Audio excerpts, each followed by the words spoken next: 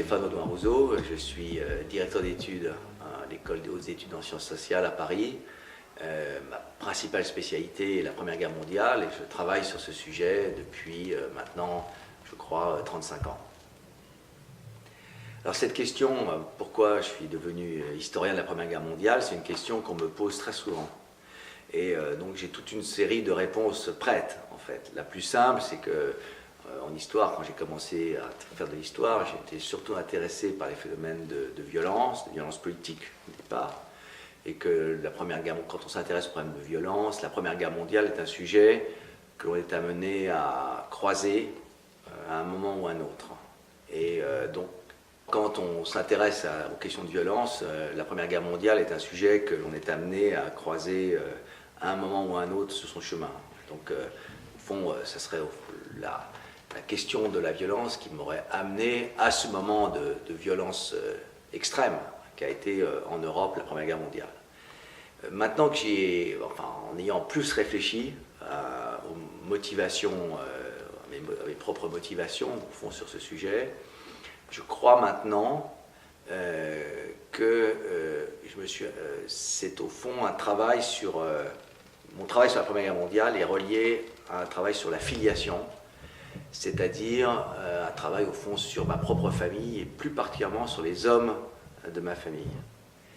Je pense maintenant, après avoir beaucoup réfléchi à ces questions, que j'ai fini par comprendre que le père de mon père ne s'était jamais remis de la Grande Guerre. Il était volontaire de guerre, il était dans l'artillerie, il est monté en ligne à 19 ans au cours de l'année 16, et à la fois il n'a pas été blessé, et en même temps je suis maintenant presque certain qu'il a été profondément blessé psychiquement. Et c'est par mes travaux d'historien que j'ai compris au fond qu'il ne s'était jamais remis de sa participation à la guerre. Et ce que j'ai compris aussi, c'est qu'il n'avait pas compris lui-même ce qui lui était arrivé pendant la Grande Guerre. J'ai compris aussi, et ça c'est de manière plus récente, que mon propre père n'avait jamais compris la guerre qu'avait faite son père. Et que du coup, n'ayant pas compris la guerre qu'avait faite son père, il ne pouvait pas complètement se comprendre lui-même.